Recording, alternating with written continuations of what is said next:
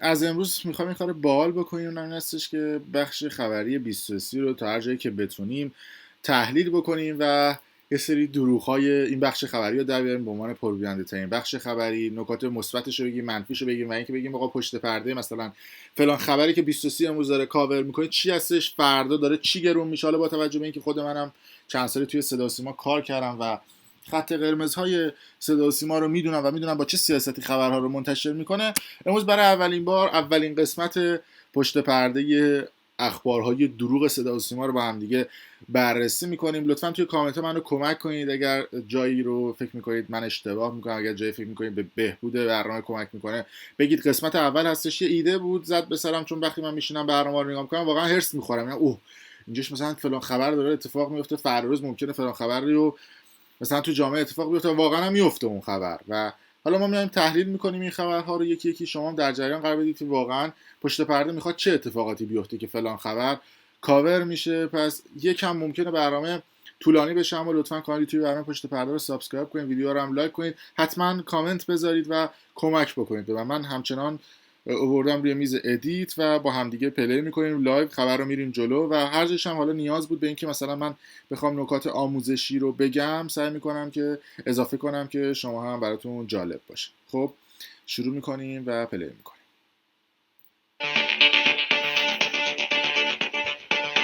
بسم الله الرحمن الرحیم. یه نکته بگم همین اولش شاید جالب باشه براتون، این تصویر رو ببینید. مجریای تلویزیون از یک امکانی استفاده میکنن به اسم اوتوکیو، یک مانیتور هست و یک دوربین جلوی لنز که مجری با دیدن این مانیتور میتونه خبرها رو بخونه. حالا اگر براتون ملموس تر باشه این رو میتونید ببینید که اخبار رو جلوشون میذارن و از طریق اون خبرها رو میخونن به خاطر اینکه مسلط باشن و توی دوربین نگاه کنن و خبرها رو به بیننده بدن. علاوه بر اون هم وقتی دقت بکنید یک کاغذ هم در اختیارشون هست، حالا به هر دلیل اگر اوتوکیو قطع بشه بتونند خبرها رو از روی کاغذ بخونن. اگه نگاه بکنید یه دونه پدال زیر پاشون هست مثل حالت گاز و کلاج ماشینی که اگر فشار بدن این خبرها اینجوری حرکت میکنه و سمت بالا میره، خبر بعدی میره که بتونن خبرها رو بخونن. این هم نکات آموزشی بود که گفتم بهتون بگم، شاید جالب باشه براتون. بسم الله الرحمن الرحیم. صلوات میفرستیم بر حضرت محمد آل محمد. خانم ها و آقایان سلام، شب شما بخیر باشه. خوش آمدید به 23. از بهارستان به پاستور منتظر ترمیم کابینه ایم.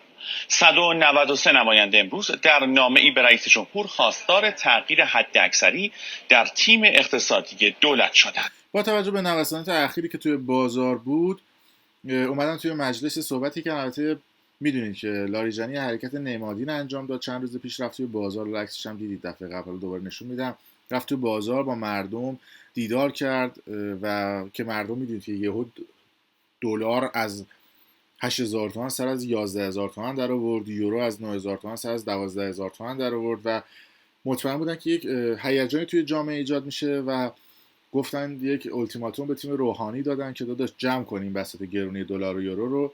حالا احتمالاً هم یکی دو تا وزیر رو همین وسط استیضا بکنن و نوبخت اون وسط رفت، جهانگیری اصلا قیبش زده، روحانی هم که اصلا این چند روزه نیستش. مجلس اومد یه حرکتی زد، مطمئنم باشید هیچ اتفاقی نمیفته، حرکت نمادینه، مثلا میخوام بگم آره ما هم هستیم. خب ما این را حق میدانیم که در این شرایط باید تیم قوی در بخش‌های مختلفی که به مخصوصا به اقتصاد مربوط هست فعال باشند. انشاءالله پیگیری خواهیم کرد. استیضاح وزیر تعاون، کار و رفاه اجتماعی و طرح سوال از رئیس جمهور هم اعلام بود. این نکته دیگه بگم، استیضاح توی مجلس کلا لابیگریه. این نمایندهایی که میبینید اینجا 2 ریال برای مردم کار نمیکنن، میرن مثلا شب قبلش هفته قبلش من شنیدم و به گوش خودم دیدم میرن با نماینده میبرن میگن داداش مثلا امتیاز فلان کارخونه رو به ما بده، امتیاز فلان وام بده، میدی ندی استیضاحت میکنیم. وقتی ندن امتیاز رو طرف استیضاح میشه، مطمئن باشید وزیری که استیضاح میشه حقش نیست در این مجلس استیضاح بشه. وصول شد سوالاتی با موضوعات اقتصادی که به امضای 80 نماینده رسیده. سوال با 5 محور زیر اعلام. خدا مجلس نیست، طویل است. نگاه کنید شما این بالا چیکار میکنید؟ داره رئیس مجلس میخونه خبر رو دیگه. شما بالا مثلا میخوان جلو دوربین باشن بگن که ما مثلا استیزا کردیم، یعنی مطمئن باشید نصف این آدم‌هایی هستن که رانت میکنن و الان اومدن جلو دوربین که به وزیر بگن داداش ما همونی بودیم که استیزات کردیم. وصول می‌گرده. یک، عدم موفقیت دولت در کنترل قاچاق کالا و ارز. دو، حتی اینجا داره سوالات از رئیس جمهور رو میپرسه. حالا سوالات مثلا تازه الان یادشون افتاده از رئیس جمهور بپرسن. خب استمرار تحریم‌های بانکی. 3، عدم اقدام شایسته دولت در خصوص کاهش نرخ بیکاری. 4، رکود اقتصادی شدید چندین ساله. ببین اصلا چه سوالات چرت. مثلا کاهش بیکاری. خب کاهش بیکاری 10 ساله که شما موضوع بیکاری داریم. توی که نماینده مجلسی باید قانون درست تصویب بکنی در مجلس که رئیس جمهور بخواد اجرا بکنه. خب 5، افزایش شتابان نرخ ارزهای خارجی و کاهش شدید ارزش پول ملی. کاهش شدید. حالا یه نکته دیگه هم به شما بگم، اکثر نمایندگانی که شما اینجا میبینید اینا با وعده اشتغال اومدن تو مجلس ها. چون من بودم تو جلساتشون، بعضی از اینایی که برگزار می‌کردن مثلا میرن تو شهرستان خودشون میگن ما براتون کار ایجاد می‌کنیم فلان می‌کنیم، من تو مجلساتی که وظیفه‌شون هم نیست. یقه‌هاشون تو حلقه نگاه کنید، همه مثلا یقه‌های آخوندی، به قول خودشون یقه دیپلماتی. خب لذا مطابق ماده 213 آیین‌نامه داخلی مجلس، رئیس جمهور محترم موظف هستند ظرف مدت 1 ماه حتی اکثر در مجلس حضور پیدا کنند و به سوالات که مطروحه پاسخ بدن. نماینده ها در نامه جداگانه‌ای هم به رئیس دستگاه قضا خواستار ادامه برخورد با اخلالگران اقتصادی و محتکران شدند. ساکنان خانه ملت گزارش کمیسیون‌های عمران و اصل 90 مجلس درباره رسیدگی به زلزله زدگان کرمانشاه رو هم شنیدن. رسیدگی به زلزله زده‌های کرمانشاه، اینجاشو گوش بدید. مردم عزیز ایران اسلامی، این آقای مصریه، نماینده کرمانشاه که منم از نزدیک دیدمش. اصلا خب وجوهی را به حساب سلبریتی ها، ستاره ها و فلاندا واریز کردن. ما نمیدونیم این پول کجا رفت، صرف چی شد. ببینید نگاه کنید تو مجلس اینا دارن سکته میزنن، پولایی که مردم به سلبریتی ها دادن کجا رفته. اما خودتون میدونید تو خبرها اومد که چند وقت پیش حساب 4 تا سلبریتی رو مسدود کردن. این خیلی جالبه. من چون خبرش هم سرچ کرده بودم به شما نشون میدم. اینها مشرق هم زده، حساب 4 سلبریتی مسدود شد که نیکی کریمی بود و علی دایی بود و امثال اینها بودن که من حالا یه ویدیوش هم میذارم که علی دایی کمک کرده به زلزله زده. حالا من معمولا توی تحلیل‌ها سعی نمی‌کنم ویدیو بزنم، استثنا میذارم که ببینید داستان چی بوده. درود و سپاس از همه شما عزیزان. یه گزارش کوتاه می‌خواستم بهتون بدم که تا الان 15 محموله ماه کامیون تریلی خاور به مناطق زلزله زده ارسال کردیم. میگه 15 تا محموله خاور و اینا به مناطق زلزله زده ارسال کردن. ویدیو قدیمیه، خیلی بیشتر از این ارسال کردن، اما این نمونهشو میگه. اما اینا دارن هرس میخورن به خاطر اینکه دعوام سر این بود از اول. چرا حساب مسدود شد؟ مسکن شهرسازی میگفت آقا و کمیته امداد و سایر نهادهای دیگه میگفتن آقا پول بیاد تو حساب ما. چرا پول رفته تو حساب سلبریتی ها؟ مردم بعد به ما کمک میکنن جیب ما پر بشه. این نماینده مجلس الان هرسشون برای این گرفته. فکر نکنید حس انسان دوستیشون برای سلبریتی ها گرفته. جالب هم هست که حساب سلبریتی ها رو مسدود کردن. خبر رو نشونتون دادم دیگه. میگه که من نمیدونم این پول سودش کجاست. بابا حساب مسدود شده دیگه. خب نه گزارشی وجود داره، فقط میدونیم که چندین میلیارد به حساب بعضیا واریز شده. این مدت هم تو حساب بانکی گذاشتن، حتما سودش هم بردن. نماینده مجلسی که نمیدونه حساب ها مسدود شده همجوری گتره میاد سخنرانی میکنه برای اینکه بخواد تو تیتر اول رسانه ها قرار بگیره، خودش جای سوال داره. در صورتی که حساب سلبریتی ها مسدود شده. حالا ما کاری نداریم. علی دایی هم که میومد گزارش میداد، نیکی کریمی هم همینطور. شما لطف کنید بگید آقا بهزیستی که این پولا رو گرفته و اون کمیته امدادی که پولایی که تو صندوق صدقات جمع شده رو به اینجوری یقه جر بده، بگو اونا چی شدن، نه به سلبریتی ها گیر بده. خب مجلس به تشکیل وزارت میراث فرهنگی، گردشگری و صنایع دستی بدون توسعه تشکیلات و اضافه شدن نیروی انسانی هم بله گفت. یه وزارتخونه جدید هم میخوان راه بندازن. حالا خدا میدونه چه اتفاقی بیفته، چون میدونید که ما تو صنعت گردشگری پول زیادی رو دم دست خیلی رو کوتاه به خبر اشاره کردم. منتظر باشید ببینیم روزهای آخر بعدی چه روزهای آینده چه اتفاقی میفته. خب دولت به دنبال زبان گویا. بعد از اینکه رئیس جمهور به استعفای نوبخت از سمت سخنگویی بله گفت، حالا بازار گمانه‌زنی‌ها برای گزینه‌های احتمالی سخنگویی دولت بالا گرفته. نوبخت اومد استعفا داد. یکی از علت استعفاش هم دستگیری پسرش بود. میدونید که پسرش رو تو راه قزوین شمال، نمیدونم مازندران فکر میکنم بود، گرفته بودن با اسلحه و مشروبات الکلی و دلودازی. همین آقای نوبخت که تو خبرها اومد گفتن که بعداً تکذیب شده، ولی خب این اتفاق نیفتاد. خبر موثق بهتون پشت پرده رسیده که پسرش دستگیر شده بود. بعد ببینید چقدر این آدم زرنگه. اولا اومده تو توییتر توییت کرده، توییتری که برای ایرانی‌ها فیلتره. از رئیس جمهور درخواست، روحانی هم تگ کرده، درخواست نمودم به دلیل شرایط جدید اجازه دهند همه توان خود را صرف کمک به ایشان در حوزه برنامه بودجه نمایم و مسئولیت سخنگوی دولت را از دیگه برات بگرد. مثلا میگه که برم ببین چقدر، اصلا من نمیدونم فازشون چیه، مثلا سخنگوی دولت چه زحمتی داره، هفته یه بار میاد جلوی دوربین وای میساد برای مردم سخنرانی میکرد دیگه. اینا میخوام مثلا بولد باشن. خوشبختانه مورد موافقت ایشان قرار گرفت که من سخنگو نباشم، الحمدلله. اینا می‌خواستم مثلا سمتشو بدم به یکی دیگه، گفتن آیه نوبخت پس فردا 4 سال دیگه می‌خوام یه سمت جدید بدیم، از این برو کنار. بعد خودش خیلی شیک و مجلسی بازی رسانه‌ای را انداخته، 23 اومده به عنوان یه بخش خبری کاورش کرده. خب نوبخت در صفحه شخصیش نوشته از رئیس جمهور خواستم، صفحه شخصیش توییتر هم نمیگه، به دلیل شرایط جدید اجازه بده همه توانم رو صرف برنامه و بودجه کنم که رئیس جمهور هم موافقت کرد. روز اولی که این سمت رو بهش دادن یادش نبوده که بعد همه توانش رو صرف بکنه. اینم خودش جای سواله. به اسم واردات روغن و گوشت به کام سودجویان، رو شدن دست 13 شرکت متخلف دیگه در مصرف ارز دولتی. ممنوع الخروجی بعضی از این مدیرعامل‌های این شرکت‌ها انجام و در دست اقدام هست به عنوان اولین اقدامی که در سازمان تعزیرات حکومتی انجام شده. کل مبلغی که این وارد کنندگان دریافت کردن از بانک مرکزی و تا الان جوابگوی اون نبودن، وارد کنندگان گوش 778 میلیون دلار بوده. 778 میلیون دلار. تو رو خدا نگاه بکنید چقدر عدد گنده‌ای. بعد جالب اینجاست که از این گنده ترا راجع به ماشین اینا هم بوده. حالا نمیدونم چرا امروز به گوشت مشت اینا گیر دادن. بعد چرا اسامیشون رو نمیگید؟ من نمیدونم اینا از چی میترسن. اگه طرف متخلفه، اگه ممنوع خروجش کردید، کسی که ممنوع خروجش کردید مجرم نمیتونه باشه. قطعا تخلف کرده که ممنوع خروجش کردید. حتی مجرما رو هم معمولا ممنوع خروج میکنن. ولی خب تخلف که اینجا نوشته که 13 شرکت متخلف، ننوشته مجرم.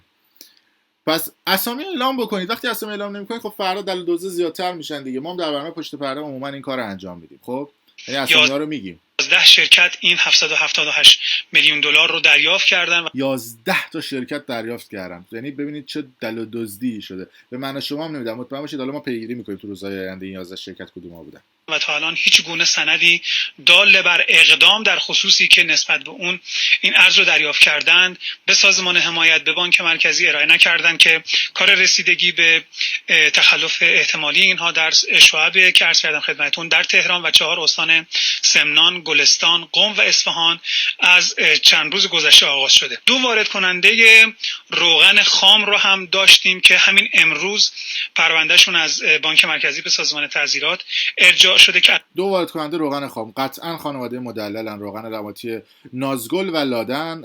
اصلا اینا نمیگم، من خیلی مستقیم به شما میگم چون اسامی مدلل بالها توی لیستای ارزهای دولتی بود. اینو هم گفتم جالبه بدونید. کارخانه نازگل در کیلومتر 5 جاده ماهیدشت نرسیده به کرمانشاه، تقریبا 10 کیلومتر مونده به کرمانشاه. کارخانه روغن نباتی نازگل هستش که آب معدنی، اگر اشتباه نکنم نازگل، سیمان سامان، همه اینها مال مدلل هستش. آب معدنی اسمش رو اشتباه فکر کنم گفتم، بعد تحقیق بکنم بهتون بگم. ولی خب وارد کننده روغن خام مدلله، ولی نمیدونم چرا اینا اسامیشون رو نمیگن. علیرغم دریافت 38 میلیون و 334 هزار و 365 یورو ارز دولتی، تاکنون مدرکی مبنی بر واردات و یا توزیع این روغن ها و یا سندی مبنی بر اینکه در دست اقدام هست این فعالیت هاشون هم ارائه نکرد. لبخند رونق به تالار شیشه‌ای پایتخت. شاخص کل بورس تهران امروز با رشد 2778 واحدی. میگه لبخند رونق. ببین از چه تیتری استفاده میکنه. دلیل رشد بورس بالا رفتن قیمت ارز و سکه است. حالا اینو کسایی که دستگاه دنبال مسائل بورسی نیستن نمیدونن. ارز و سکه وقتی رفت بالا بورس رشد کرد. بعد اینا میگن لبخند بورس. به من میگن بابا ببینید بورس روش رشد کرد، دمتون گرم. خب مرز 124,000 واحد رو رد کرد. سهام پتروشیمی ها، فلزی ها و معدنی ها بیشترین تاثیر رو در رشد شاخص پتروشیمی ها، معدنی ها. ببین پتروشیمی ها ربط داره به صنایعی که به نفت و گاز و اینها منتصب هستش. مطمئن باشید تو روزهای آینده ما شاهد افزایش قیمت سوخت ها خواهیم بود، از جمله بنزین و گازوئیل. مطمئن باشید به روزهای آینده این خبر به گوشتون میرسه. ها داشتند. رکورد شکنی های بورس تهران این روزها در حالی شکل میگیره که در بازارهای موازی مانند سکه و ارز بازار خرید و فروش در حال سکونه. بازار خرید و فروش در حال سکونه. کجا بازار خرید و فروش در حال سکونه؟ نه ارزی رد و بدل میشه نه سکه، چون کسی جرئت نمیکنه خرید و فروش بکنه. اونی که داره نمیفروشه سکه و طلاش رو، چون میگه که ممکنه بره بالا ضرر کنم. اونی هم که میخواد بره بخره میگه آقا فرض ممکنه ارزون بشه، صبر کنم ارزون بشه. قایم موشک بازی کاغذ با اهالی نشر. عضو کمیته تعیین قیمت کاغذ کشور مدعی برخی وارد کننده ها کاغذهایی رو که با ارز دولتی خریدن از تهران خارج کردن و دارن در انبارهای غیر استاندارد خارج از شهر احتکار میکنن. شجاع میگه سازمان تعزیرات میتونه به راحتی جلوی این تخلف رو بگیره. عمرن اگه بگیره. همه بلا استثناء برای کاغذ چاپ، تحریر و روزنامه کاغذ 3800 تومانی استفاده کردن. یک نفر وجود نداره که به ارز آزاد وارد کرده باشه.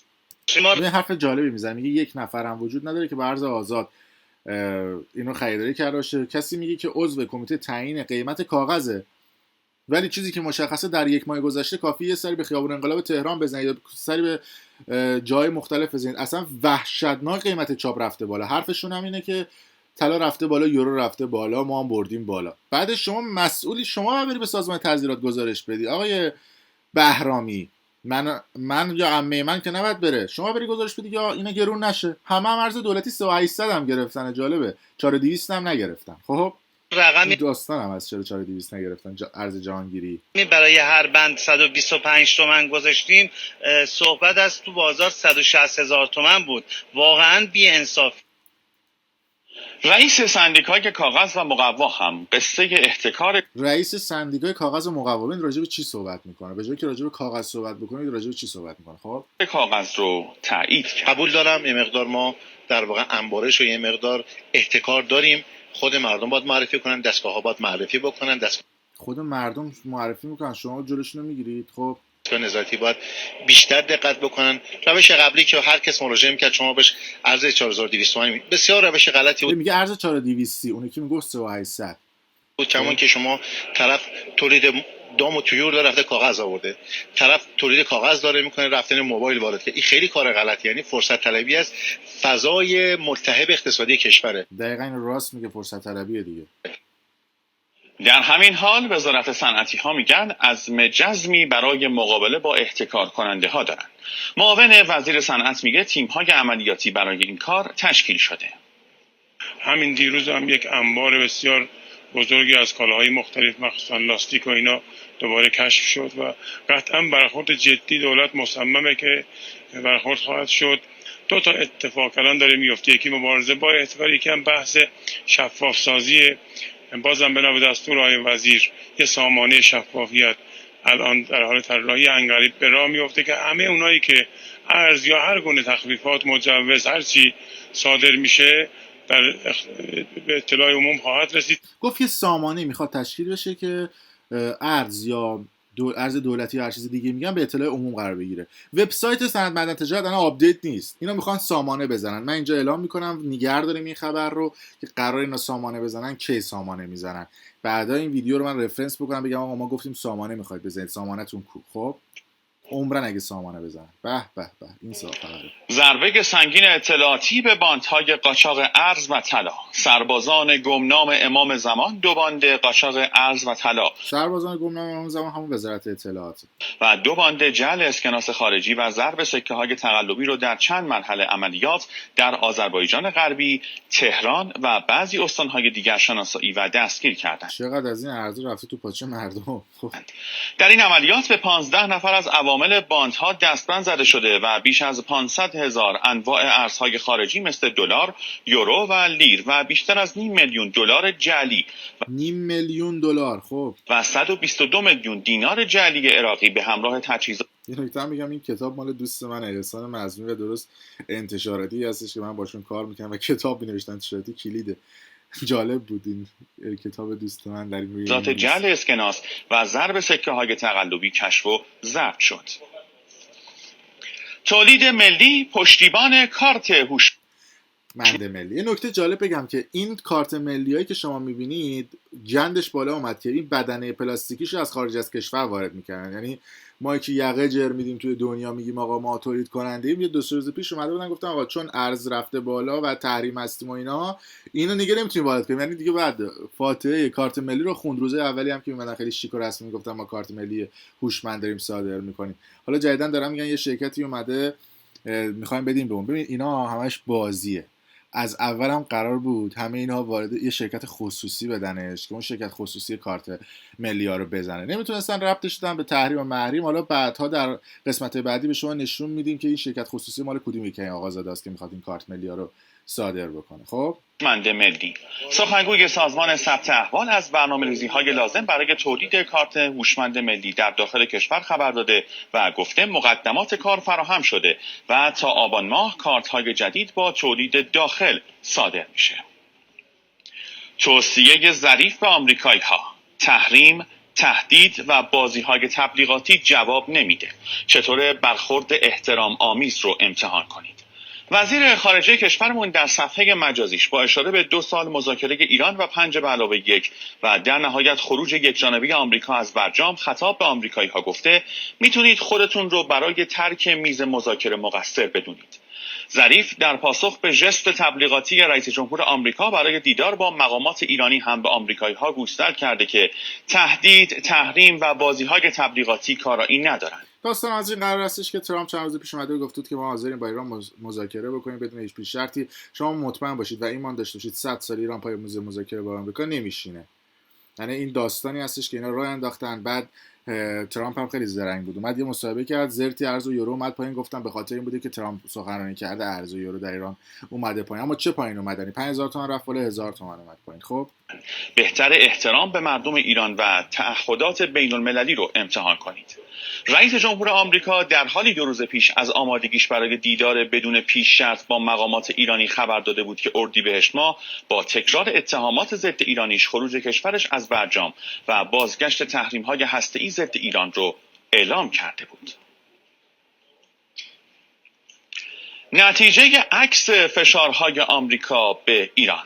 این تحلیل روزنامه آمریکایی کریستیان ساینس مانیتوره که نوشته همزمان با فشارهای گسترده آمریکا برای بی‌ثبات کردن ایران نشونه‌هایی دیده میشه که سیاست‌های ترامپ نتیجه عکس داده و ایرانی‌ها در برابر دشمن خارجیشون متحد شدن. کجا؟ اصلا من نمیدونم ایرانی‌ها کجا متحد شدن، در کجا؟ خب این روزنامه نوشته مردم ایران در واکنش به صحبت ترامپ برای برگزاری دیدار بدون پیش شرط با رئیس جمهور ایران به شبکه اجتماعی توییتر رفتن. اینجا اسم شبکه اجتماعی توییتر رو میاره، ولی در 4 تا خبر پایین‌تر چون نمی‌خواستم تابلو بشه که نوبخت صحبت کرد اسم شبکه اجتماعی توییتر رو نمیاره. خب و با هشتگ‌های خفه شو ترامپ و دخالت در هشتگ‌های خفه شو ترامپ، ولی ما تا جایی که در توییتر هستیم همچین هشتگی ندیدیم.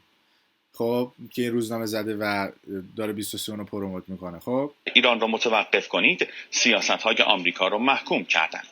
این روزنامه به نقل از یک دانشجو که او را حامی اصلاح طلبان معرفی کرده نوشته مثل دیوانگی بی انتهای رئیس جمهور آمریکا انسجام ایرانی ها هم انتها نداره.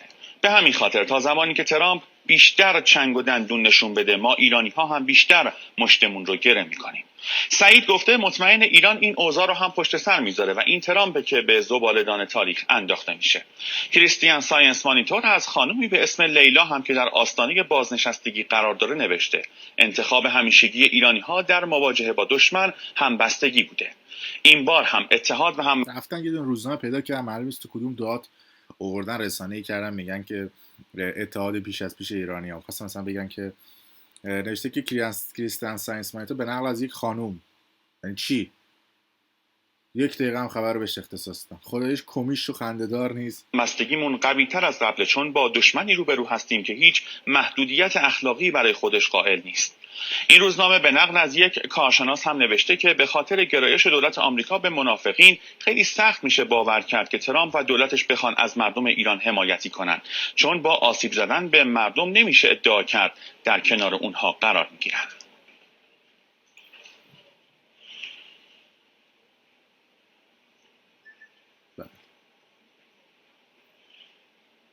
البته اشاره هم میکنه که این کسایی که اینجا تو این روزنامه بودن اصلاح طلبن ها، قابل توجهتون، چون رئیس جمهور و تیمش اصلاح طلبن. خب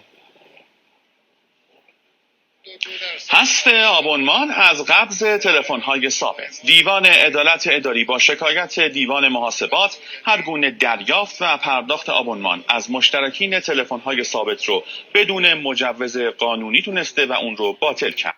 خبر خیلی خوبیه. معمولا این خبرها در رسانه‌ها میاد اما به تصویب نمیرسه. قابل توجه شما. مرسی از اینکه یه حرکتی در جهت اینکه از جیب مردم پولی نره گفتم، ولی مطمئن باشید این خبر عملی نمیشه.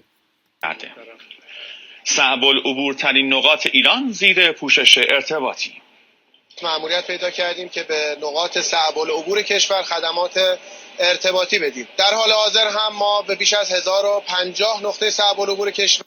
مدیر ارتباطات کوه نور، خدا میدونه که مثلا این کوه نور، خب میدونید کوه معروف در کرمانشاه بین سرپالزها و قصر شیرین و گیلان غرب، حالا اسم این حالا به حال شرکت هست، حالا معلوم نیست این مال کدوم آقازاده است، اینا دارن خبرشو پوشش میدن، خدا داند. خب به 50,000 نفر از عزیزان هموطن روستایی خدمات تلفن ثابت و تلفن همراه ارائه میکنیم. برنامه توسعه‌ای رو طراحی کردیم. ظرف امسال و اوایل سال بعد قادر خواهیم بود به بیش از 200,000 نفر دیگه از هموطنان عزیز روستایی در اولین اپراتور USO کشور. این جالبه، این بک‌گراندی هم که براش انتخاب کردن.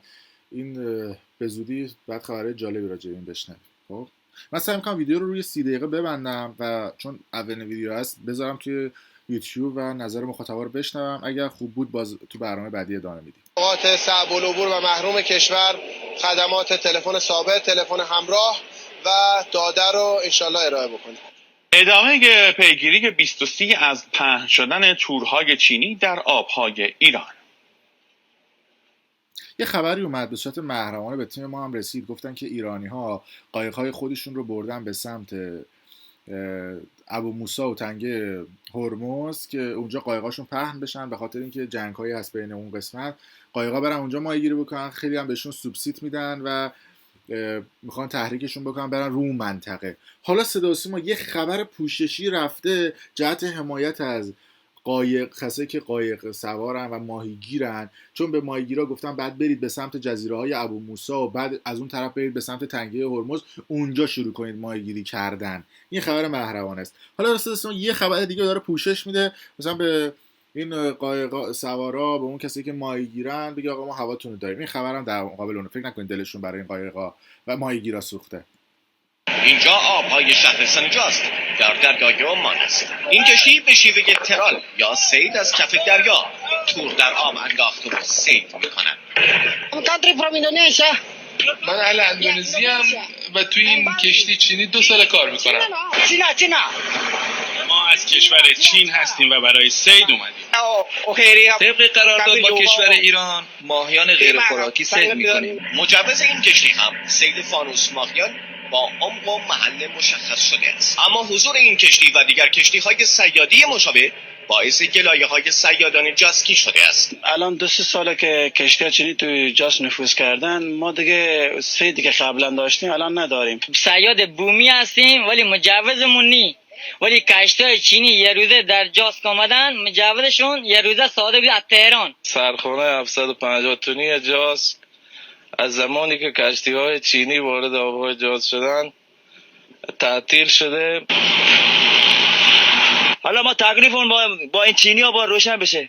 دلیل حضور این کشتی‌های صیادی را در آب‌های هرمزگان از استانداری پیگیری کردیم. تعداد شناوری که فعلا در این محدوده فعالیت دارن میکنن قریب به 100 فروند هستند. این ماهیان به گونه‌ای هستند که عمر محدودی دارند و چنانچه صید نکنیم اینها امکان مهاجرتشون به سایر نقاط وجود داره. یک بررسی مجددی داریم انجام میدیم که چنانچه حضور این کشتی ها آن منافعی که مد نظر دوستان ما در شیلات و سایرین هستش تأمین نشه، به هر حال به شکل دیگری با این قرارداد رفتار بشه.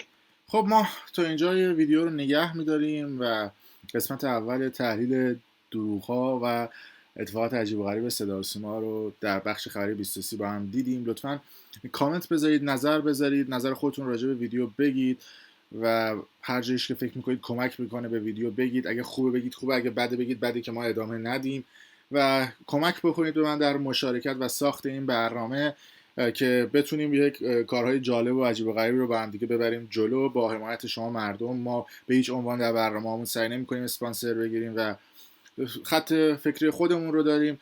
لطفاً حتما کامنت بذارید و نظرتون راجع به این ویدیوها با من بگید. قسمت اولش بود. مرسی. حالا من سعی کردم 13 دقیقه از بخش رو تحلیل بکنم، بقیه‌اش رو نگه دارم در 30 دقیقه ویدیو. مرسی.